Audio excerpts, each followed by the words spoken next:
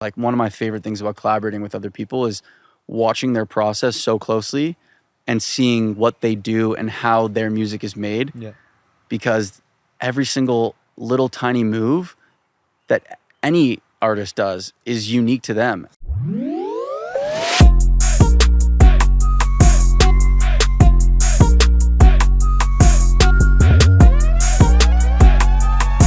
This is the Unmastered podcast. How long does that camera record for? Like, We do 30-minute segments because it only does. my 30 camera does the minutes, yeah. fucking same thing. Why don't they Yeah, make they cameras don't- that can I don't just know. like do it?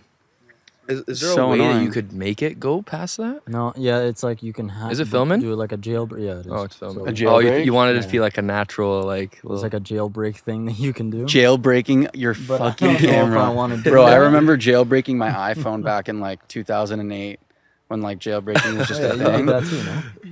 And you get the pineapple instead of the Yeah. apple. Oh and- yeah. Change the icons. oh, that those that were the was days, sick. man. Yeah. LimeWire, FrostWire. Oh, I guess we just started there. No, yeah. LimeWire's before us, but yeah. I Really? don't know what you. Yeah, Yeah, LimeWire, I we don't know. I didn't do any think of I that. think we're a little bit out of that era. The True. LimeWire That Okay, way, era. well, we're back, guys, on Master Podcast. We are back. Yep. As you guys see, we have a guest with us today. So We do have a guest. What do you want to be referred to as? I mean, I don't like putting myself in a box. I would consider myself just an overall creative and creator. My main thing is a producer and musician, but I'm also very passionate about photography, graphic design, and those are some things that I want to start to develop bigger than what they are right now. And yeah, I mean, my end goal would be to be able to have music as my main thing, but shoot film for other artists and Wow. Yeah. make album art and graphics for other artists. And I guess like the end goal for the other things other than music would be to, I would say, start like an artist development label where I can Awesome, yeah. find talent, teach them and develop them and brand them and help them get to where they want to be. And I would say that all falls under the creative realm. So for sure. yeah, I know that's a bit extra, but So that's Distant yeah. Matter. Distant Matter right there, Uh, guys. Welcome. Just a Yeah. little clap. Welcome, everyone. Welcome him. Welcome. Yeah. So Thank you so much for having me. For It's sure, Yeah, man. for sure. It's dope. Yeah, And dude, we it's a actually pleasure. we met you on the app called Clubhouse, which was like, I don't know, like what, maybe like a year and a half ago, like definitely Yeah. over a year ago. Beginning Yeah. of COVID. And when COVID, first happened and the app came out, we like met each other on there and networked, and we knew we were like from the same area kind of. So yeah. we were like, yeah, it's dope, and we've like followed you since. And now that we started this podcast, it's perfect to come on, talk about yourself. Yeah, you know? it's interesting. It's kind of like a full circle moment, but like in a smaller scale. Like it's cool Yeah. that like just randomly we were in the same chat room on Clubhouse Yeah. and Yeah. That's been following all your journeys and love what you guys have been Sure. doing. Yeah. So And this is literally like Clubhouse, but like IRL, like yeah, This is, yeah, we're in the Oh, you clubhouse mean what now. happened before Clubhouse? yeah, Yeah, like real Clubhouse. conversations. Yeah. Real combo. But Yeah. except for it's like a but yeah. podcast. Thank you guys so much for having me. Yeah, It's- thank you Of for course, coming. dude. It's This an is honor awesome to have you on be here. here. Man. That's Um, great. So where do we want to start with this? We know you just released something recently. If you want Yeah, to talk just- about that a bit. Yeah, so I just released my first single off my debut EP. And so this is a project that I've been kind of scheming up and working on for the last year or so. And it's something that I've always wanted to sink my teeth into, and is do something bigger than just like one song and create a story and a vibe around a whole entire project. So Do You Miss Me was the first song off that project, and I've got 3 other singles coming out each month until September. And then when September rolls around, the whole EP comes out with all 4 singles, and then an intro, outro track, and an interlude track. So around 6 to 7 tracks total. And yeah, it'll be my first big project that I've worked on, and so excited to finally have it out there. And it's great to have like the first taste of it out and get people, knowing what it's gonna be, because that's like the first kind of look of what the project's about. And That's really cool how like Yeah. you're trying to structure it, where like you have one song a month, whatever, building it up, and exactly, yeah. then all that stuff. I like that. It's like a little hype up. And yeah, you also have done 4 Leaf Clover, right? That was one before this one that you just That dropped. Or was was- another one. 3 songs before Do You Miss Me? I really like that one too. That one was And yeah, that one's still like one of my favorites to this day. And the bridge, dude. Yeah. Like that, I was listening to it in the car, and I'm like, yo, this is crazy. Thank you, Put bro. the auto tune on it. I was like, Yeah. yeah, that's like an eargasm there. Yeah, so at that part, I got really inspired by Kanye actually, and it's weird. I know like Kanye's like more hip hop rap, and the way that he sort of uses voice as an instrument. I really like admire that and inspired by that. So that part is definitely really inspired by Kanye and yeah. Yeah, so speaking of like inspirations, yeah, like what do you say like some of your inspirations are when you're writing these songs or making them, or even like how you just started in the first place, like doing this stuff? I'm inspired by everything, man. It's so hard to pinpoint specifically, but I would say like what really got me into electronic music and wanting to produce electronic music was Flume. When I heard Never Be Like You, It's a crazy song. I think back in like 2017, 2018, it like blew my mind. And I'd always been such a big fan of like Rufus Du Sol and Louis the Child, and that's what sort of got me into wanting to make music. And then I think as I started learning how to make music and as I started to develop my sound, nowadays I'm inspired by anything and everything. Like I could listen to like the most obscure jazz piece from like the 60s and find little parts of it that you can steal and take from and just spark an idea that can lead into a whole song or even just a little section of a song. And you know, nowadays I'm really inspired by like John Bellion. I love the way that he is able to use voice as an instrument, and I think that's something at the core of my philosophy as an artist and producer, is being able to take voice and use that in any which way possible, resampling it, chopping it up. And that's a big part to the EP, is like a lot of the drops have vocal chops and little vocal beeps and boops in the drums. And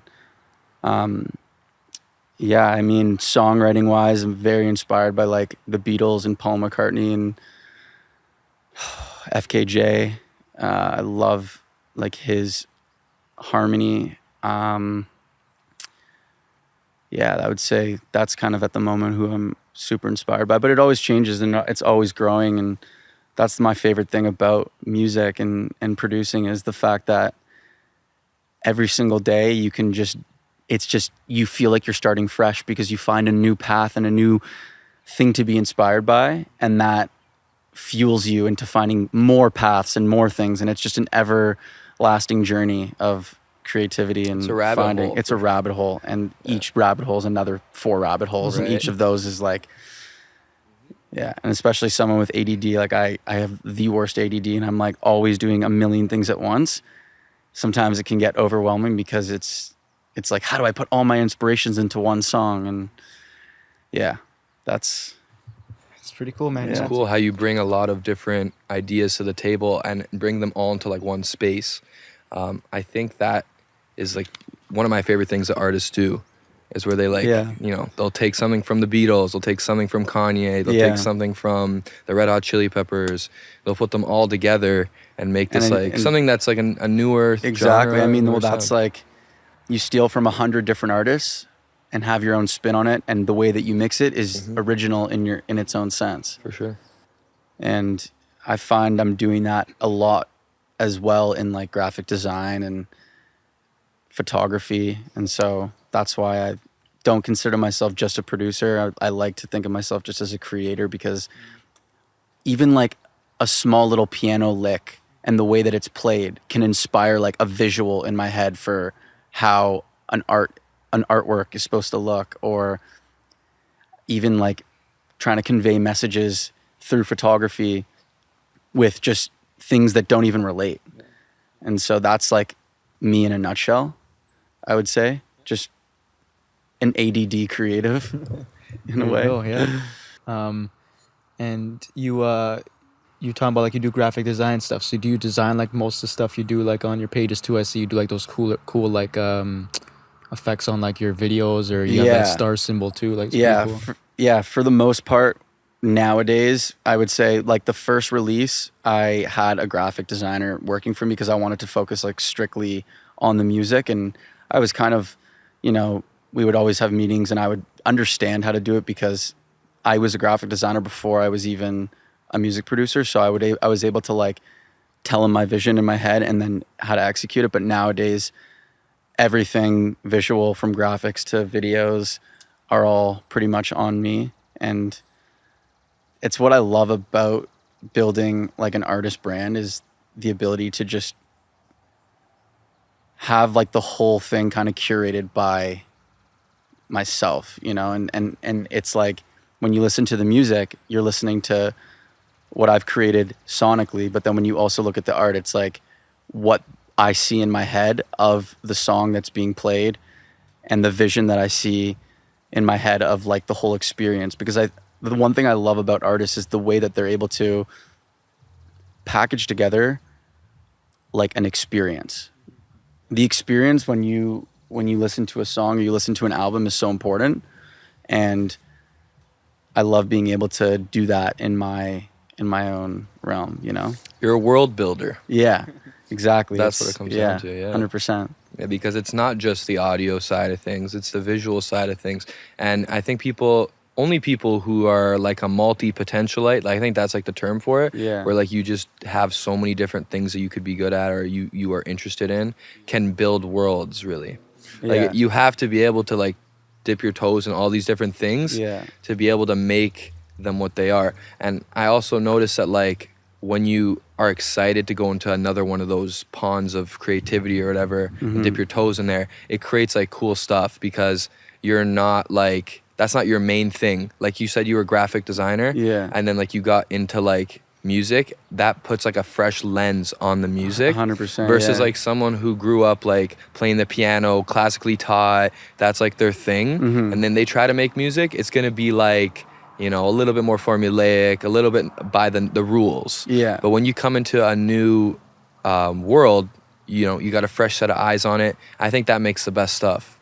100%. And like it's weird because before I started the Distant Matter project I started the Distant Matter project in 2018, but didn't start releasing music until 2020. But before I started that, the Distant Matter existed, and Distant Matter was an Instagram page that basically my brother started back in like 2016, and he basically just posted things like it was a mood board.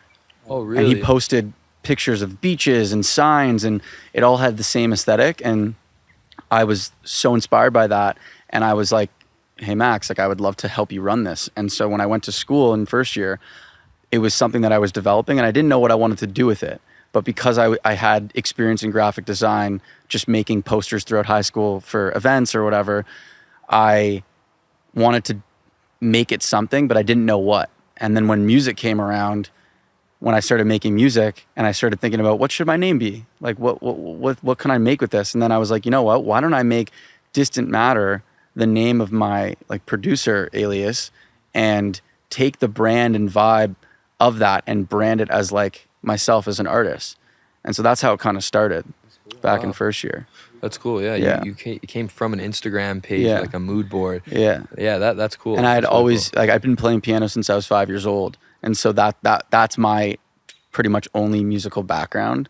I had never like made a song before, but I had a piano in my house growing up, and I was super grateful for that opportunity and took advantage of it and would just try to learn songs growing up of people that I enjoyed listening to. And then it definitely helped kickstart wanting to become a producer because I had the base knowledge of how music works, but still really knew nothing. And now after all these years of like learning even deeper, it's like I still feel like I'm just scratching the surface because music is like a never-ending journey. And every time you get to a certain plateau and a certain learning, it just starts another rabbit hole of learning, which is my favorite part about everything. Yeah. That's a cool backstory behind the Yeah. name. I was gonna ask you like how'd you come up with that or like and do it. So yeah. Yeah, and so the name, the meaning it didn't have a meaning, but we made it. We gave it a meaning, and that's what I also find is like interesting in a lot of things that I find that I create is like in the moment when I'm creating it, I'm letting whatever I'm thinking about just flow through me without thinking too much about the meaning in the moment. But then you attach a meaning to it after, and then you're like, whoa, like I was subconsciously probably thinking about that meaning, but like you don't really think of the meaning, and it comes out, and then you attach a meaning to it. So the meaning of distant matter is that like everything around us, this table, this couch, this cabana, is all tangible matter that we can like touch with our bare hands, right? And so music is not tangible; it's the distant matter. Wow. And so that's like the meaning that we've sort of attached to it. And That's dope. I have my older brother Max to thank for that name, because he came up with the name. I can't take credit for that.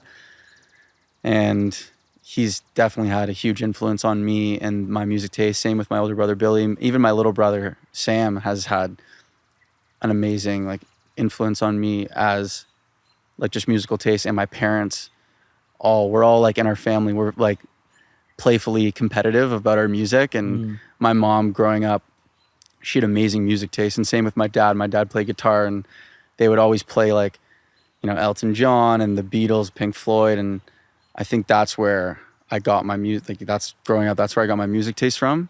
But everyone in my family is like so into music, and we're all kind of like, That's cool. you don't know this artist, but but it's all fun and games, but it's fun. Yeah. But that creates like a good environment. 100%, because we always like one of us will discover someone and share it with the others. And have you heard this artist? Have you heard that? Did you know that this artist used to play in this band and like used to have this alias, then produce for this artist? Like, it's like a game. It's so fun. And yeah. For sure.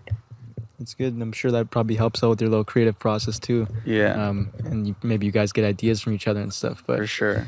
yeah, it's always good to have people around you who support each other, especially like family, because a lot of Yeah. people's families are always like, why are you doing this stuff? Like, go do this or that. But it's pretty cool when your family can support you like that. Yeah. My family's like the most supportive. I'm so grateful for everything that they've given me and helped me with. And yeah, I would be nowhere and nothing without any of them. So Yeah, and I noticed your Distant Matter Instagram account recently just got verified. So, Yes. like, how did that happen? I mean, like, that's congratulations on Thank that. you, First bro. of all, that's really Yeah, sick. congrats, It's a man. big Yeah. move. So yeah, I mean, it's a combination of just press and Google.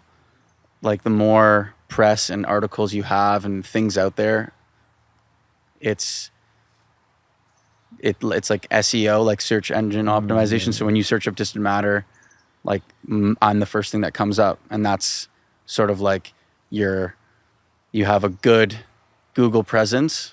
Then I think you submit like 5 of your articles, to Instagram, and your photo ID to make sure you're who you are.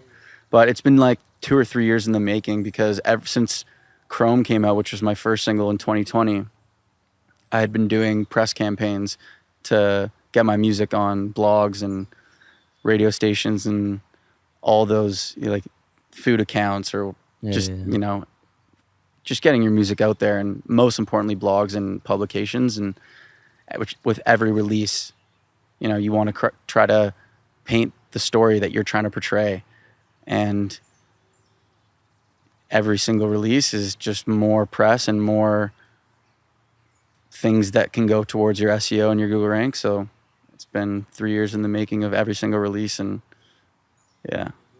So how does that work when you release something? How do you go about getting publications? So I work with a PR company called Auteur Research, and basically I will fill out like a bunch of questions and a bunch of like little story points, and they'll ask me certain questions that once answered and all together create that story.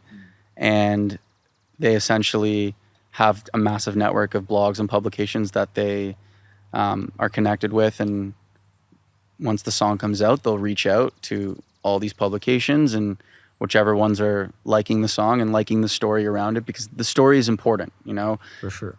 A lot of people just release music and they don't think about like the story with it, because they don't think that that's important, but that's literally the most important thing. And that's why people want to cover your song. And it's another part of it is like having an audience that is aligned with the audience of the publication, because it's not so much about like them wanting to portray you, but you want to be able to bring people to them and see who they are, like who this publication is.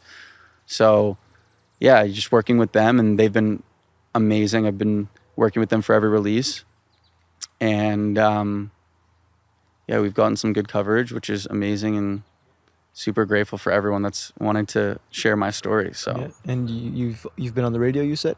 yeah, so been on the radio in Canada once, and then Australia a couple times. And yeah, and I think in the US on like this Sonos radio. Oh, yeah? Yeah. But I think the most important thing in releasing music is just putting out content that's good and putting out music that's good, and not worrying about trying to blow up with one song, and just trying to gain one new fan with each thing you do, or get one person to just listen to your music. Like, people don't realize the power in TikTok. Like, they'll look at it and be like, oh, I got 300 views. Like, I'm not going anywhere. But like, when you actually think about 300 people saw your song and saw who you are, if you get 100 views on every single post, and that adds up, it's just compounds. Exponential. And then some posts you'll get 1,500, some posts you get 1,000, some posts you'll get 10,000, some Right. posts you get 50. But each post, each thing you do is just more eyes on what you're doing. That is So true. yeah. I never really looked at it that way. Yeah, like it's always like most of the time it's like 100 new people every time. So if you have like 100 videos and they all have 100 views, then that's like a lot of more like new eyeballs to your stuff. So that's a good point there. That's Yeah, it. 100%. We know. Sometimes it's tough though, because you see the 100 views and you're like, it's discouraging, because Yeah. it depends on how you look at it. Is it Yeah. a glass half full, glass half empty? It's kind of all mentality? mindset. So what would you say like has helped you with your mindset? Like, has it been your upbringing or just like your own I think experiences? I'm very an optimistic person. Like, I'll look Right. at something like my song, for example, Natural, which is statistically the lowest performing song on my discography. I look at that song and I think it has like 3,000 streams at the moment. I think I look at that and I'm like stoked. The fact that 3,000, been played 3,000 times. Yeah. Like, I don't care what anyone says. Like, you can look at that and say, oh, 3,000. Like, I get that every minute. Yeah. I don't care. Like, I'm happy and very fulfilled with like even if it got one stream, the fact that one person listened to it is like good enough for me, because I like want to put stuff out that I'm happy with, and I don't care too much about the streams. That's why like you'll never really see me post about the streams. Like, it's very rare occasions where I'll post about like the streams, and I think you gotta just understand that it's a lifelong journey and everyone has their own path. You can't be comparing yourself to other people, because you're unique and your own person. So you're going to have a unique path on how you get to where you want to be.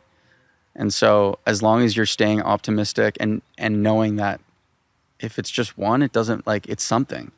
Right. And it'll just constantly grow and grow slowly over time.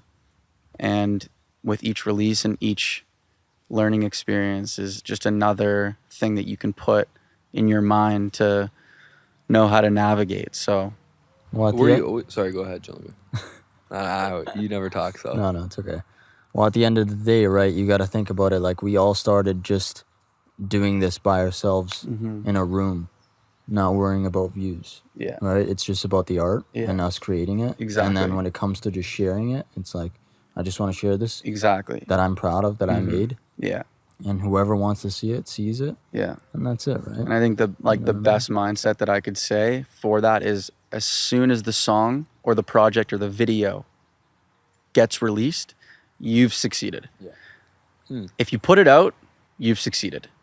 It doesn't matter how many streams it gets. If you put it out into the world, you're successful. And that's simple as that at the end of the day. Why would you say that though? Because it doesn't matter. The numbers don't matter. But what if it's like an awful song? You're doing it to fulfill yourself. Right. And the second you get caught on the numbers, you're never going to be fulfilled, because you're always going to want more. And when you get 100 streams on the first song, you're gonna be like, oh, like sick, like 100. And then you get 1,000 streams a day, and you're looking back at that 100, you're like, that was, you know. Yeah. So you're always gonna want more. You're always going to be striving for more, and it's inevitable that you're gonna grow if you're constantly putting out stuff that you're proud of.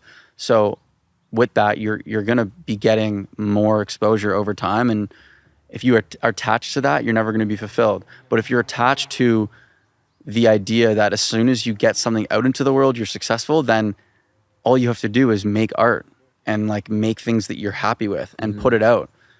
That's and a not be good too much of a perspective. perfectionist either, because that's another like counterintuitive like killer, you know, like it works against you because you're like, I don't want to put this out because it's not perfect enough. But yeah, Did you always have that mindset? I think over time I've developed that mindset. Like when I was first starting out, I was naive and I just didn't know like much about mindsets in general. Like I was kind of I was young. I was like 18 when I started making music. So everything, my mindset today has just been a conglomerate of just constant like listening to how other creatives view their work and their process, and just trying to find things that resonate with me and developing my own way of thinking of things. But again, with music, like it's the same with your mindset. You're constantly going to be developing like more thoughts and things to attach yourself to. And as long as you're staying positive and optimistic, like the world's your oyster, you know? Yeah, for sure. We're reaching a minute left in our little segment here, so we're gonna go to a quick break and we'll be back. So yeah.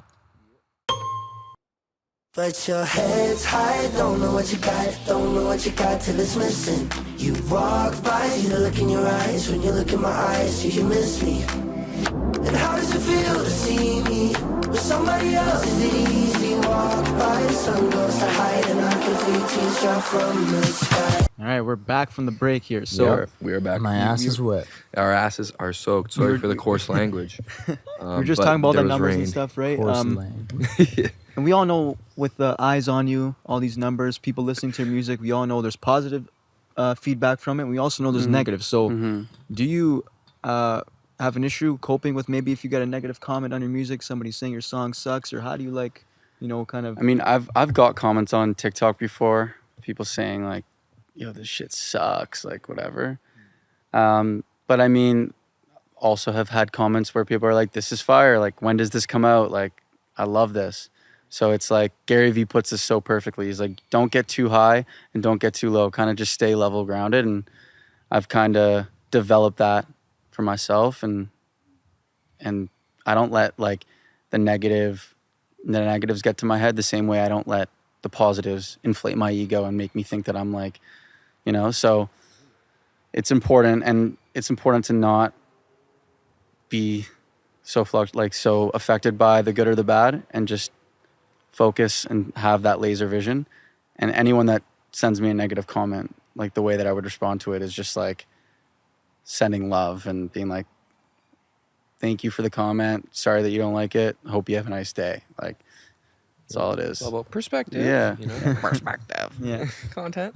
I guess Gary Vee really says to do that because there really is no point in fighting back, because then you're just spreading negativity back at them. So it's Yeah. like you're not really helping the situation. Yeah, you're just as bad. So if you're just gonna say like, all right, thanks for the comment. Sorry you didn't like the song, but have a nice day. Then it's like, okay, like they're like, oh, this guy didn't care. He's Yeah, a but nice you're not guy. gonna say "have a nice day" to someone that says like "fuck you." Well, your life's. if you do, that's like the ultimate. Yeah, but, like, I don't give a shit. Have but a nice but day. you do You know though. what I mean? I No. feel. Everyone, Because if he's you're like, why is this commenting guy back telling to me have a anyone, you nice give a day? little bit of shit. Yeah. Sure, yeah. I mean, You know it's what I mean? definitely You're not trying to nice act to. like you're like got moral high ground or something. It's not nice to hear something negative about like something Yeah. that you're so like proud of. Yeah. But It's you know, tough. like again, Gary Vee like puts it so perfectly. It's like if they're in the place where they're commenting and saying something so negative, like Yeah, what's wrong with you that? got to be like empathetic towards them, because I like agree. clearly you're there in a bad place trying to bring you down. Yeah. hmm So For us, I just don't even look at the comments. Like I don't Yeah. even read them. It's just I don't even have the time to. No. Like no time in I life. yeah, we say this every podcast. Like Yeah. like it's kind of redundant at this point. Like if you have haters and stuff, it means you're doing something right. Yeah. You know, because you're reaching new people. 100%. If you don't have haters, like you need to have more haters. Yeah. Yeah. And on top of that, it's like if you're not getting rejected once a day, you're not like putting yourself out there enough. Like if you're like an aspiring producer that's like solely focused on like making beats for other artists, because that's like a whole other thing. Like that's a whole other realm within itself. Like that's a grind on its own. But if that's like your main thing and you're not getting rejected by one artist a day, then you're not reaching out enough. Yeah. And literally, like it's funny. Back to the haters thing. On my drive up here, I got into a little like traffic beef with someone, and so I was trying to merge lanes, and he comes beside me, rolls his window down. He goes, "You're a effing loser. Like, what are you trying to do? You're not even in a lane right now. Like, what are you trying to do?" I'm like, "Hey, bro. Like, if you were in my position, like, you'd be trying to do the same thing. Like, let's just have a nice day. Let's just vibe. Let's just like, you don't have to let me in if you don't want to, but there's no need to like." Say all these mean things. He was calling me a loser. He's like, fuck you, all this shit. And then I was like, so I kind of killed him with kindness. And then he was like, all right, go, man, go. Yeah. You know, it's like, you got to just kill people with kindness. And I feel like a lot of it's projecting, right? Like, yeah. You know, he's calling you a loser. He probably thinks of himself as a loser. And he's probably been driving for the last 30 minutes, like stuck in traffic, like impatient, angry. But yeah, that was a funny thing. Yeah, do you got any like stories of maybe people like you know, was like a supporter recognizing you in public, or maybe somebody saying something to you in public, or just stories of like meeting new people and, you know, people respecting you and stuff like that? That's an interesting question. I think something that was like that is memorable to me was there's this artist Evan Gia who has such a cool sound, and I think she's done like a really good job of bringing that like pop female vocal, mixing it with EDM. And because the thing is with a lot of EDM features on like DJ's music, the people that are singing on it may not have like that much going for them outside featuring on other people's music, and that's like a difficult box to be in, and that's like another problem with in this industry where there's like artists that are very, very talented but have blown up because they've been a feature on like other people's music. And so Evan Gia has done like such a great job of being like the artist that makes her own EDM music, and like her music is like kind of like EDM in a way, and she obviously sings on all her music, which I find so cool. And I think she's kind of like, in my opinion, like a pioneer of someone who's like done that in the industry. And she was doing like a radio show once, and when Chrome came out, I sent it to her like email, and she reviewed it live, like on Instagram Live, and she was like vibing to it, and she really liked it. And that like to me was something that's super memorable, to have some, like when I was just starting out, to have someone that like was established and was like killing it in the electronic space, liking something that I made. That was like very memorable for me, I would say. So how do you get like the vocals on your tracks? So my process is basically like, I'll make an instrumental and build it out arrangement wise, and I'll start humming melodies over it, and then I'll record my voice on it, structure it out based on how I like want it to be, and then I'll link up.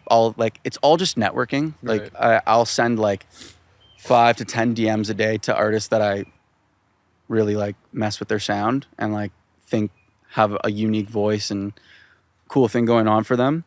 And I'll just reach out to like 5-10 people a day and just network that way. And so have a beat, I'll have like a rough and like reference track. Yeah, like a rough like melody over it, and I'll write some like vocal ideas, and then I will work with one of my really close collaborators. His name's Aaron Dean. He's one of the most talented people I know, as well as Lauren Streisfield. She's a brilliant writer, and so that's kind of like my team. And so they'll come over and I'll initially send them the idea that I have melody wise, and they'll send me something back and be like, oh, it would be sick if we switched this and this. And so I kind of work with them on that. And, you know, some songs are different than others. Some songs, like, I'll write everything on my own and then just get a singer to replace the vocals. Some songs I'll have a session with a vocalist and we'll come up with it in the session. But for the most part, it's like, come up with that melody, record it over a rough instrumental, then meet up with my creative team and we'll sort of like massage the lyrics and come up with the lyrics and come up with how the melodies are going to be structured, and then send it off to an artist in a finished demo kind of state, because Aaron is a beautiful singer, like one of the best singers, male vocalists I've ever worked with. And we'll get a rough demo going on it, and then like I'll send that off to an artist and be like, hey, like, I think you'd sound really, really like sick on this. Like, it's better than being like, hey, I have this instrumental, would you mind like checking it out? It seems like work to them, but when they hear a finished product and they're hearing something that is finished and like tangible, then it's easier for them to be like, yeah, like, I think I could add value to this by providing my vocals. And so that's like that sort of process for getting featured vocalists. But, you know, I would say an even split is also me just having sessions with other vocalists and other artists that will come up with the lyrics and the melody in the session. But I love collaborating. It's like one of my favorite things. And I love just being able to give an idea and have it be shut down and be humbled. But I also love when I'm like having ideas and they end up being special. So it's like a balance of the two, because you can learn so much from other people's processes. Like, one of my favorite things about collaborating with other people is watching their process so closely and seeing what they do and how their music is made. Yeah. Because every single little tiny move that any artist does is unique to them. And so you may think that you're doing something that's like the right way to do it, but there's 100 ways to do every single thing. Right. So yeah, I love collaborating with people, and that's sort of my process of how I collaborate and how I get singers to collaborate with and feature on my music. Yeah I think that's a pretty cool idea, how you like, you know, you structure yourself first and you kind of send it out to them. When me and Nick kind of like write some stuff for fun, like we have some unreleased stuff, or even I'm pretty sure a couple tracks we have released, he's actually done a couple of the melodies for me. And it's like a lot easier as an artist, like hearing it already, and you're like kind of like, oh, I like that. And it's a lot easier. Like you said, it might feel like more work for them if it's like, oh, I have this beat for you. So yeah, it's a good idea actually. Yeah. And I think like melody and harmony are the two most important things. So it's like, if you have chords, your basic chords, you have your chord structure, maybe you'll change the chords around throughout the whole song, but you'll have that sort of story in the chords, and you have that melody over it. It doesn't need to be finished lyrics. It could be mumbo jumbo, which is most of the time what I put on these harmonies sections and these chords. Like, I'll just put mumbo jumbo and get the syncopation, get the flows down, and then you go back and you fill those in with lyrics, with the syllables, and and then you'll figure that in. Like, you know, you'll fill those in with lyrics. So Julian knows about that. Yeah, this guy. Yeah. He's always doing that stuff. You know, like the fucking. And like sometimes I'll challenge myself, and I'll because one of my favorite things, and this is how I started making music. I would have my whole setup, and my best buddies would come over, and we'd make a beat and freestyle over it. And over the years, I've gotten much better at making things very quickly. Like before, in the past, it would be so just like a guitar chord progression throughout the whole song. But now it's like I'm able to build a guitar progression, get some little twinkles in there and some drums and a rough arrangement in 30 minutes to an hour. And so we'll freestyle. Well, the bunch of the boys will come over and we'll freestyle over it, and we'll make like funny music. And sometimes like the songs are actually good. And there's like a song that I literally made last week with the boys that I actually want to like work on and maybe see if it could be released. But it's very fun for us to do that. And it's a good challenge for me to be able to make something on the spot. And the point of what I'm trying to say here is that I'll do that mumbo jumbo freestyle over like a beat, and I'll go in my little vocal booth with the headphones on. All this, like, no one can hear like the music behind because you get feedback. But I'll go and I'll like do my freestyle mumbo jumbo, and you can just hear the boys like laughing in the background because they don't hear the context of what it's in. And then they hear the beat with that mumbo jumbo and they're like, oh, like now I get it, like what you were trying to do. And then we'll come up with lyrics, and it's a nice challenge because you're like you're on the spot, you're under pressure, and you have to be able to like in a way like entertain the people that are there. You don't want them to get bored. And so that's the pressure on you to be able to like want to make something on the spot. Do you feel like you make better stuff with your buddies there or like alone? Well, when I'm alone, obviously that's like when I'm, I think, most creative because there's no one watching me and I can... The trial and error is Yeah, easier. trial and error. And it's like, as a producer, like I'm sure you guys know that it's a lot of like replaying the same little thing over and over again and getting that little drum beat to fit right. It's like a lot of like mundane things when you're building out a beat that people who aren't producers may not like understand. So when I'm alone, I'm able to do that and not be like bored because I'm the one doing it. But when you're doing that and being so meticulous about each little thing that you're doing, people may get a little bit bored.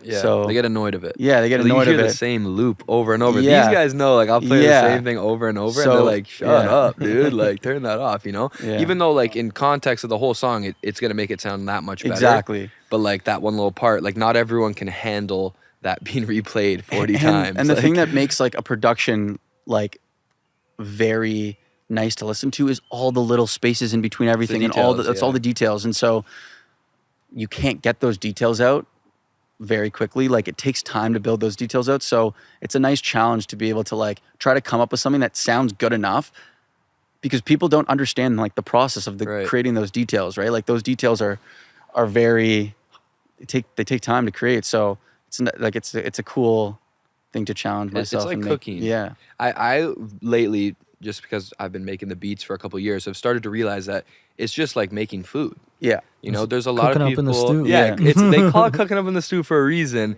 But if you really break it down, like you're making a product and you have a recipe of different ingredients that goes into it, right? But I think like, you know, some people are out here making hot dogs and hamburgers. Yeah. And some people are trying to make like a gourmet meal. Yeah, and like brine the chicken for like 12 hours. Right. And you have to like understand like Yeah. that's what you're working with. You're trying to make gourmet food, then it's gonna take gourmet time and gourmet Exactly. skills. That's I love that, bro. Thank you Yeah. for that. That's a nice way to put I'm it. an That's analogy That's a guy. great analogy. I speak through analogies, dude. That's That's why awesome. I have a podcast, I guess. Yeah, that's a nice one. I like that one. Thing, eh? Yeah. You've also have done live shows, right? Like you've done Yeah. stuff in front at parties or whatever in front of. I've seen like on your Instagram too. Like you've done Yeah, stuff yeah. on a stage and stuff. Like talk about like how'd you like get the chance to do that? Do you reach out to people or like all that stuff? Or how does it so feel? it's like it's the thing of like it's the same with publications. Like you like bars and clubs, all they care about is like if you can bring them people. So if you are able to show that you can bring people out to a show, they'll put you on the like they'll let you play at their club or their bar or whatever. So you know, having like experience like playing shows in London and using that network that I've built over the last 4 years of being at university and just, you know, I love everyone and I'm very like I like knowing about people and I like meeting people and I love meeting new people and talking to them. So building that network over time and having people like hear my music, it's been very helpful to be able to bring them out to shows. I've only done a handful of shows. I'm no like veteran in the show space whatsoever, but you do one show, you bring out 100 people, then you reach out to another bar and you say, hey, like, you know, I've done a show with 100 people. Your capacity is 150. Like, I think we could sell the venue out. So it's a lot of slowly increasing your ability to do that and playing shows in different cities. Like I did a show in New York in November and I was doing it with a really good buddy of mine who lives in New York. So he was able to bring out some people that he knew that were his friends. And one of my top cities on Spotify is New York. Oh wow! Just So- that one time. Reaching out to venues is like you explain to them like, you know, I have people in the city that listen to my music. Like I would love to come out and I've done a show this time, sold this many tickets. Like, so that's and you just kind of grow like that. Like that's like the plan in starting in when I'm ready to play shows again. Like I'm working on the music right now and trying to just really hone in on the music. But when I'm gonna start planning my first tour, it's gonna be a lot of just like starting very small and starting in cities that I have listeners on Spotify and Apple Music, and reaching out to just like hundreds of venues in that city that are small, and being like, hey, I got this many listeners in this city. Like I would love to come out and play, and just growing that way. And then coming back to that city, say, hey, I did a show last year with this many people. Like, you know, my audience has grown this much. Like it's all about just slowly increasing and growing, you know? So You play a lot of your own music, I'm assuming. so right now I would say my show is like 40% my music, and like these are the live shows, because there's the thing, this is another whole realm, but I want different types of shows. Like I don't want just like one show that Distant Matter puts on. I want to do DJ sets and I want to do live sets. And then I would love to be able to do like collab shows with other artists where we're both bringing our skills and our instruments to the table. So with the DJ sets, it's strictly just like DJing. As you know, it's like transitioning from one song to another. And my DJ sets tend to be more house and deep house. And I love that because that's like music that I love to listen to when I'm out with friends and going to a club. So I want to be able to like provide that experience for them. And my music isn't house. My music is like electronic pop. So my DJ sets, I want them to be like house, and to people to know, oh, Distant Matter has those, like, have you ever been to a Distant Matter DJ set? And then someone goes, no, I've only been to his live shows where he's playing the instruments. And then that person goes, oh, you got to go to his DJ sets. Like they're way heavier and way like cooler, or not cooler, and not one's better than the other, but just a different experience, right? Yeah. So that would be like one realm is like the DJ sets. And then the other side of it is like the live sets where I bring my keyboard, got my drum pad, and like those are more so related to my own music. Those would be like 40% my music, and then the other 60% would just be like either remixes that I've made or edits that I've made of other people's music, or just straight up other people's music that I truly enjoy. And I'll try to like figure out a part where I can maybe like do a little drum fill over it that is like remixing it live, right? But yeah, like I want to create multiple different experiences for people and not just have like one thing.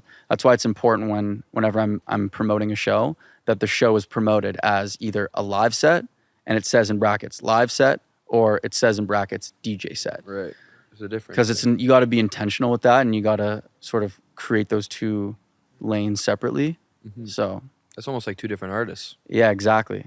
Yeah. And like that's the thing with me is like I want to be able to be versatile and have people, when you're growing, it's like people don't care until they do. So in the end goal, having people like not care, like having people in the end to be able to not care what it is that I'm doing, but because they're a fan of what I'm like, a fan of Distant Matter itself, anything I do, whether it's a DJ set or a live set, they're going to be so excited and happy and ready. So for the DJ sets more so, like I'll make what's called like a VIP edit of my music that's more housey. Mm-hmm. So I've got like house versions of my music that I'll play in my DJ sets. I see that. And remixes that are more housey. So it's like a different vibe, but I don't want to be just like attached to one singular sound. Right. And I want to be able to have the congruency between the sounds that you can still tell it's Distant Matter, but it's just a different flavor of it. So, and you're reaching different audiences too. Exactly. Smart. Like Rufus to Soul does a really great job of, they've got their live sets, which are very instrumental and they feel live. And then they've got their DJ sets, which are way deeper and way more like, even on like the techno side too. So yeah. Speaking about reaching different audiences, did you hear that new Drake album? Yeah. And what are your thoughts on that, being like somebody who like works on that stuff? Exactly that. Like that's exactly like encapsulate like what I was just talking about. Like Drake has done such a great job of building his sound, and him as like Drake will forever be someone historical, and people know that sound. And the fact that he put out an album that's house is he's now just reaching a whole other audience of people, because I don't listen to Drake like that often. I just love him as a creator, and I will always have respect for him. And just because like we went to the same high school, went to the same middle school. Oh, really? We like have had similar experiences with like the same teachers. And funny enough, like when I was in grade 6, I was in one of my teacher's classes for lunch, and Drake popped in. And this is like, I was like maybe like, I don't know, like 12, like very young. And this was 10 years ago. So this was like right when Drake was like popping off, and he came to say hi to our drama teacher, and I was like there, and it was like so cool seeing that. But yeah, like what he's done, and he's opened up a whole new realm of an audience that he can now attract. And like for me, like I don't listen to Drake very often. Like there's a couple songs that like I will always like and always vibe to, but now with that whole album, like the last show I just played, which was a release party for Do You Miss Me, I played 3 Drake songs. Would you never have thought that? Like Sticky, Massive, like I played like songs off that album that like I never would have been able to before. And I think DJs all around the world are going to be doing that. And like, you know, people may not really like what he's doing, but when you look at it, like he's just creating a more diverse audience. Like it's awesome. It's really cool. Yeah. I heard from another podcast, I believe the Jumpers Jump podcast, they do like a bunch of theory stuff. Apparently there's a theory like Beyonce had a leaked song come out. I don't know if you guys heard about that. I don't know how long ago. Where apparently it was like a house song too. So people are saying why his album sounds so rushed is because like he tried to rush to get an album like this, so like he can do it first before her, and like Drake started this whole new wave of this type of music, and then before. Beyonce, I think it's gonna be like, I think every artist now is gonna understand that like diversity's cool. It's nice to be able to like grow and be diverse in your sound. I think in terms of like DJs who have done that before is like Diplo. He's got so many different aliases. That's something I'd like admire about him. Something that I want to do within the music space is have different sounds. Like aside from Distant Matter, I want to start like a rock alias where it's like straight up just rock music. I want to start a techno alias where it's straight up just techno. Like I want to create different experiences, and like with those experiences that will be branded differently because they're very different. But yeah, like it's so like inspirational to see like these artists doing that, and maybe they get hated on, but I think deep down they're happy that they're doing that and they're creatively fulfilled, which is in my opinion like the most important thing. Who cares if like people aren't backing what you're doing? If you're creatively fulfilled, that's it. Yeah, that's what it's like about. that's all that matters. Yeah. And going back to the shows thing, what is like the most people you've ever done like a live show with, or you know? So in terms of live show, the most I've ever performed in front was like 300, and then in terms of like a DJ set, upwards of like 3,000. Wow. Because I used to help plan this tent party in London, Ontario, like where I went to school at Western, and before I was a DJ, I was planning this party. Like when I started in first year, I was working with the people, like the older guys in the fraternity that I was in, that they were planning this event, and I was working with them as like kind of like a promoter. And then as I got older, I started being the one putting the event on, and congruently like with that, I was developing my DJ career. So because I was planning it and because I was also DJ, like I would put myself on the bill as like an opener, and it would be like tough. Like I would get a lot of hate for it because I'd be wearing 2 different hats, right? But you know, like that's how I really got my start into electronic music and DJing in general. And like I think without that, it would be a lot harder to grow and be where I am. And so that was like crucial for me in the early stages. For sure. All right, we just reached another minute point here, so we're gonna go to a quick break again, and we'll be back. Is annoying to you, then just go. But your head's high, don't know what you got till it's missing. You walk by, see the look in your eyes. When you look in my eyes, do you miss me? And how does it feel to see me with somebody else? Is it easy? Walk by, the sun goes to hide, and I can feel your tears drop from the sky. All right, guys. So we're back from that ad break. You're just touching upon, live shows and all that stuff. So like you said, you've done like in front of like almost 3,000 people, right? How does it feel to have like all these people, all the attention's on you and everybody's like singing the songs you're playing and enjoying it? Like, how does that feel like as somebody who's like conducting it in a way? Like, It's very nerve-wracking at the beginning. I think my first couple shows were like, I was like literally shaking like when I got up there. But then once you're up there and you're like the first transition's done and you're like in it, it's like it just feels right and it feels natural, like to be there. And then for me, like what I try to focus on is just bringing the energy. I think my favorite thing about artists that I've went to go see is like the energy they have, the stage presence that they have like on the stage. But yeah, as you do more shows, you get less nervous when you start, but there's always those nerves, it's always those nerves when you start, especially for the live stuff, because you're doing a lot more with your brain when you're like having to like remember little drum fills and remember like the whole thing. It's very like nerve-wracking, but like I said, once you're up there and you've gotten through the first couple minutes, it's a special feeling. You were in uni when you first started? Is that Yeah, right? I was in uni when I first started, and I was awful at DJing. Yeah. And I mean, like it's cool. Like everything's a learning experience. Like I'm happy that I was able to be so shit when it didn't really matter as much. Yeah, for sure. And I'm still learning. I'm still trying to get better with every single performance and every single show. So yeah, like my first gig ever was actually like a birthday party, one of my friend's birthday parties, and like I had barely known how to DJ, and I like probably messed up so many transitions and whatever. But then you take the information that like the experience, and then you reiterate with the next one, and you just keep getting better. And yeah. Are you comfortable with, like, do you ever feel like you're gonna fuck up a transition?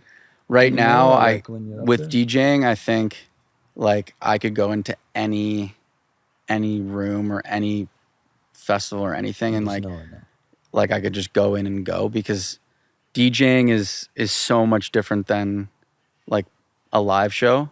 DJing, like the actual skills of transitioning songs, like once you learn that, it's like walking, riding a bike. Like it's really hard to fuck it up unless you're trying to do something crazy, like where you're like doing some James hype stuff, which is cool, but you got to practice that stuff. But when you're just DJing, it's the actual technical aspects aren't like anyone can learn how to DJ, which is so amazing that like we're in a world that it's so easy to do that, which I think is amazing. But I think what separates like the good DJs from the best DJs from the amateurs is like straight up your ability to read the room and your music taste. Yeah.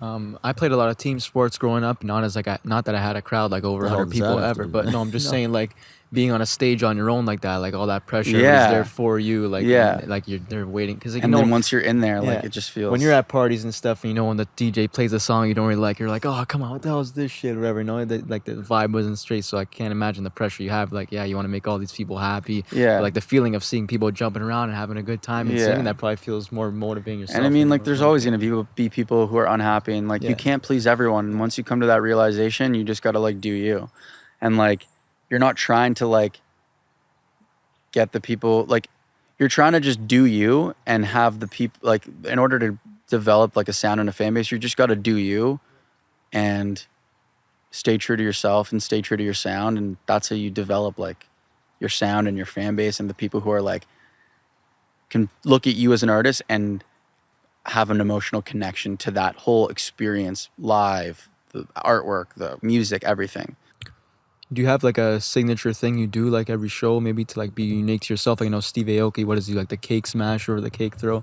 And you have something you do, or like not yet, you haven't developed so it. I mean, I haven't, I need to play more shows to be able to develop something. I think something that like I want to be, because right now it's like I've only done a few live shows, and so you need to put on those reps to have your signature moments. But something that I want to be able to do that I've done with my previous live shows is like having a really thoughtful intro that like builds up and that like is very triumphant, and that's something that I love about artists that I go see. The goosebump moments where it's like it starts like very slow and builds up, and then it gets into a crazy drop.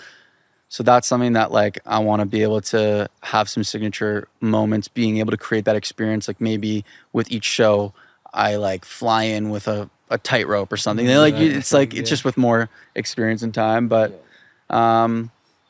yeah, I mean, I think over time I'll find my moments live with performances, and I'm still trying to figure out how to make my experiences in my live shows like better than the ones previous. And it's all just like a stepping stone. Each live show is another experience, another learning experience that you can build upon.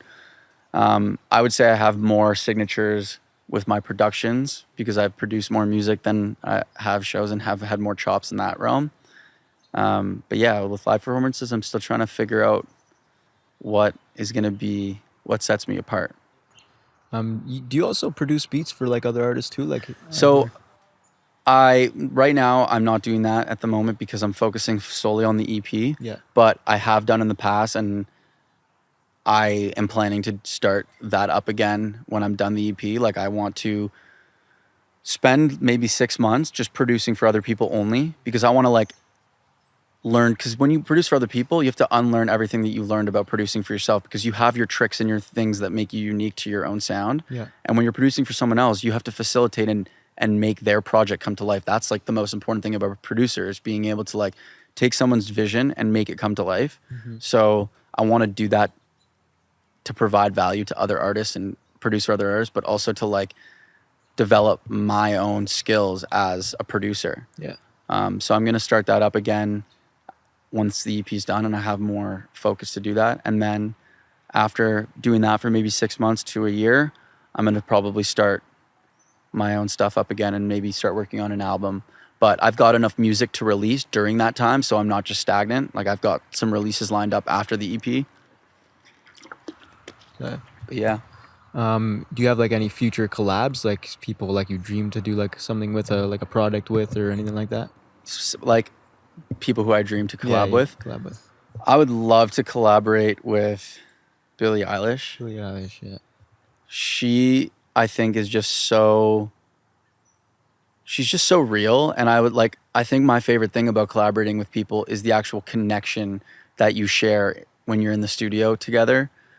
And that's what I live for. Just like, even if the song doesn't come out the way you want it to, like, it's about like the experience, and each song's like a moment in time almost. And there's memories attached to the making the song. And I think Billie Eilish, I really like her perspective on life, and I would love to collaborate with her because I think there's so much to learn and she's so talented. And I would also love to collaborate with Kanye. I think like it's like every producer's dream to collaborate with Kanye. Yeah, me too. But yeah, like I would just love to collaborate with like even like actors and other things. Like I just want to be involved in so many different creative projects and experience different things from different people.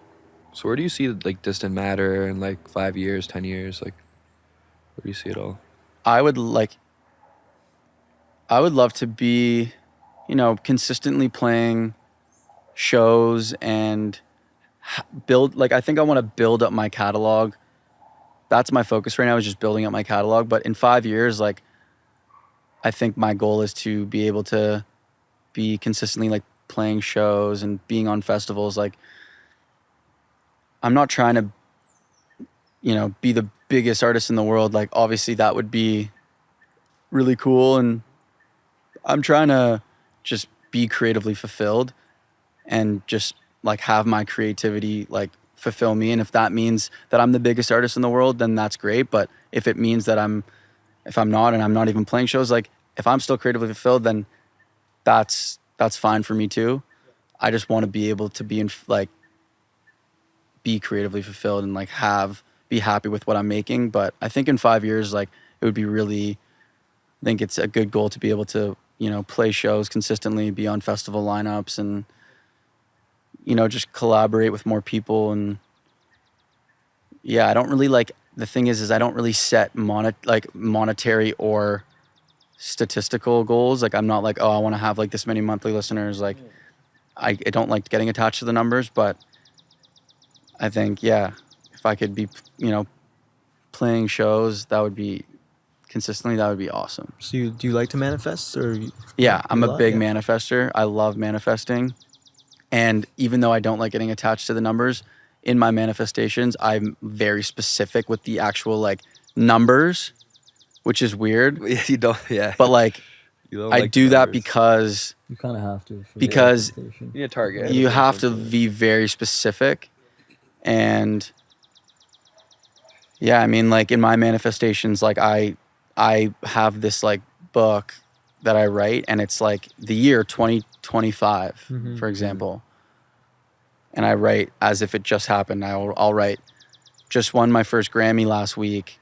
It was really awesome. The drive into the thing was 2.5 hours and 30 seconds. Yeah. And like, That's detailed. I've dude. got this many streams on this song. Like, it's like very, very specific, even though I'm not attached to those numbers. I just try to be very specific in those manifestations, which is like, I guess, like contradicting to what I'm saying, but I think it's like necessary to be very like specific. Yeah. Yeah, manifesting's good, but like, everyone always says that you got to put the work in to get there. Yeah. But I think like the biggest thing about the manifesting is really just having a target. And once you have like a target for yourself, like you can kind of like put your life in alignment with that But also, target. not being too attached to the goal itself. Just being like being the person that deserves and that like, life. Yeah, and just like living every day and doing like, what would I do if I was all of these things, a Grammy nominated producer and had this many monthly listeners and we're playing all these shows, what would I be doing every single day to get there? And so like, you develop like a daily routine and ritual, and you build good habits to, eventually get you to that place. Yeah, for sure. You got to be that person, I think. That's the biggest thing. Is like, I think when we did the podcast, it was kind of like a confident thing to do. Like it's a little bit arrogant in a way for us to do a podcast, because it's like, who the hell are you? Yeah. Like, why do you deserve a podcast? Like, Right. well, you haven't done anything. Yeah. You know what I mean? But we did it because we identify with being someone who is accomplished and just hasn't achieved it yet. Yeah. So like for us, like it's a cool thing, because in like 10 years we'll look back and it's like, this is where they started kind of thing. And it's like a documentation of it all. Exactly. Before like it actually happens, Yeah, right? 100%. You got to identify as a star before you are one. Yeah. That's like a big thing. You Yeah, have to and be that's okay with that. so big. And like, you get over the fact that like, who cares what people are going to say? Like, I am this. Like, I Right am now, the person yeah. of this podcast. Yeah, like, I yeah. am you are that. And Yeah. you just live that, and you Exactly. believe it, and then you become it. Who can tell you you're not? Like people No can one. tell you you're not, but who can really like live your life? Yeah. Only you. You can only do. You need to believe the like thing. in your own head that you already are that, and that Yeah. like tomorrow you're gonna blow up, or like tomorrow like you're gonna And do then what you want to people, do. It's they like, start getting attracted to that. yeah, as long as Yeah. you're in you're always going like against yourself. Like, you're not really like going against anyone else. As long as you like know in your head and your heart that like, this is what you're doing and this is what you're supposed to be doing, like this is your purpose, this is your soul's purpose, like who cares what people say? Right, Because at the end of the right. day, like if you beat yourself, like if you are competing, you're always competing against yourself, Who you were yesterday. who you were yesterday. So as long as you're just continuously getting more confident and more, like, it's just gonna happen. Like, I it's saw just this like, guy, Tom Billio. I don't know if you know who he is, but he does a podcast called Impact Theory. And he was saying how he changed his mindset from like achieving numbers and like measurements and stuff to like a learning mindset. Yeah. And to like just be always like the learner and Yeah. never like really the teacher, always trying to like learn things. Yes. And if you're in a learning mindset, doesn't matter what happens, because it's like, okay, you failed at this, your album flopped, the single flopped, this and this flopped. But now you look at it from a learner's perspective, and now you can go and, make some notes on that. How can I improve? And if you keep with that learner's mindset, Yeah. next thing you know, you become the guy who everyone's learning from. 100%. But you got to be Yeah. the learner first. I feel like that's kind of obvious. Yeah. A little I mean, bit, but like, some people yeah. like they don't understand Yeah. that maybe. I mean, learning is like a never-ending journey. Yeah.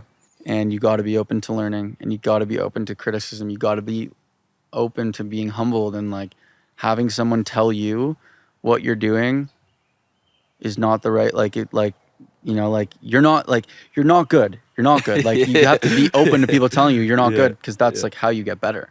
Yeah, for sure. But also you gotta be careful. Like Tiags came on the other day and he was saying how you gotta be careful who you take advice from. Yeah. Like someone's gonna say you're not good, but Yeah. like Yeah. for example, you make like It's everything with a grain of salt. like you make like EDM, pop kind of fusion, right? Yeah. You got someone who makes like freaking country music and Yeah. come and say, "Oh, that's a lot of auto tune," Yeah. or something like that. It's like, it's bro, perspective. like you're and- in a different genre, so you don't understand. You've never been in this Yeah. world, right? Yeah, So exactly. it's almost like a form of you know, like culture, like not appropriation, but like ethnocentrism or whatever you'd want to Yeah, call it. yeah. You go into a different culture, like for example, you would go to like Italy or something, and you maybe are an Italian or something. You go there and you say, "Oh, like, why is everyone so relaxed here?" Or "Why is everyone eating pasta all the time?" Yeah, or something, yeah. right? But it's like, grow up there, then you know Exactly. you know what I mean? You Yeah. know the culture, and vice 100%. versa. You can go, you understand them by going into their Yeah. culture, right? Same thing with music.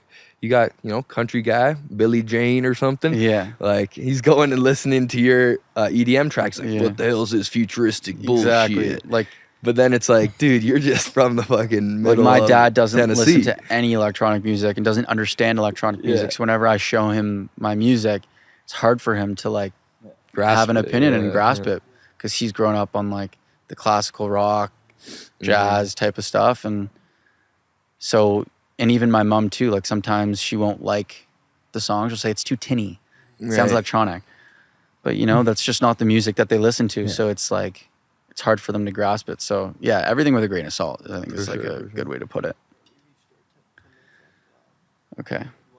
Yeah, For sure. All right. Well, thanks again for. I thought coming we on were the pod. getting into the good part. I thought we were just about to start going. But yeah, I mean, we appreciate you coming on, dude. It's been Yeah. really awesome, man.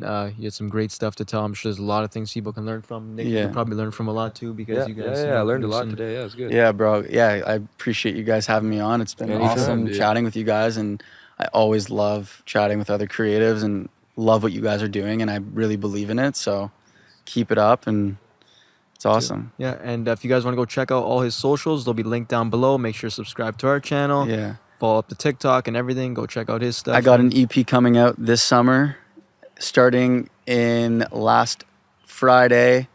I have a song coming out every single month at the end of the month until the full EP is out. So make There sure you go. check that out. Make And sure to check it. Yep. Check that out. yeah, it's called Iridescent. There you go. And just check got out his the name. latest. Oh, actually, songs. I actually kind of want to explain the meaning of Yeah, iridescent. like I didn't Yeah. want to end it, Go for but it. this guy wanted to end it. No, but you let's. said he only had 10 minutes, right? So All right. Okay. I'll explain. Explain it, 'cause yeah, I explain think it. it's important to get that story out there. And Yeah. yeah, so Iridescent. It's the EP is called Iridescent, and essentially it's a reflection of what I've gone through over the last 4 years in my life. You know, I discovered my passion, which is one big thing.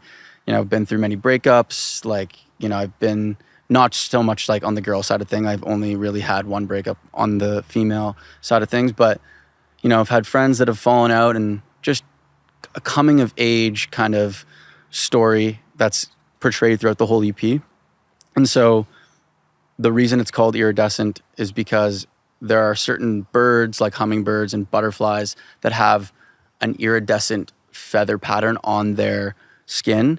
And only, like, we see it as iridescence, but it's very important for others, like other birds in that species, to see, because they have different color receptors in their eyes. So essentially it's like pays homage to like the true colors, being able to see your true colors. So I'm basically, since it's my debut EP and my first project, it's showing who I am as an artist, my first introduction to who I am as an artist, and giving you guys a taste of what I've been working on, and just understanding like what's been going on personally in my life and how I can paint that picture in music. And so each song is like very, I think, meaningful, very, very meaningful. Each song has a lot of thought into the lyrics and the production as well. And so it's, yeah, like the branding and everything of it is going to be like very colorful and iridescent. Essentially, like each artwork has like an iridescent sort of color scheme going on. And yeah, it's basically, you know, just, hi guys, I'm Distant Matter. This is who I am. These are my true colors. I'm letting you guys into my world and letting you know like what's been going on in my head and in my life, and trying to have people relate to those experiences through the music. Yeah, I really like that, dude. Yeah. That's a cool concept. I like that. Yeah. With the birds, like who thinks of that kind of stuff? Only Distant Matter. Yeah. That's why he's Oh, on that's good. Unmastered. Well, there you Pod. have it. Yeah. Can't wait to see what the art looks like. Yeah, Yeah. dude, I'm excited for that. That'll Sure. be really cool. Mhm. Be ready for it, guys. Be ready. Maybe he'll come back on and talk about the album. You never Yeah. know, After dude. it comes out, After it comes out. Yeah. So stay tuned, maybe. Yeah. We're on Apple Music, Spotify, TikTok, Podbay, Amazon Instagram, Music. and we're everywhere. Yeah. Sweet. Make sure to subscribe and everything, and make sure you listen to Distant Matter's music. Stream the songs he's got out. He's got a bunch more coming out. He's about to flood the market. We're ready for it. And you're at Distant Matter everywhere. Yeah, Yeah, at Distant Matter on Distant everything. Matter. And on TikTok, I think I'm at Distant Matter Music. Okay, yeah, there you go. But yeah, pretty much at Distant Matter on everything. Hell yeah, dude. All right. Well, it was See great you guys having you next on, time. man. Yeah. Yeah. Peace. Peace, guys. Sweet. Dope, dude. Dope. Great.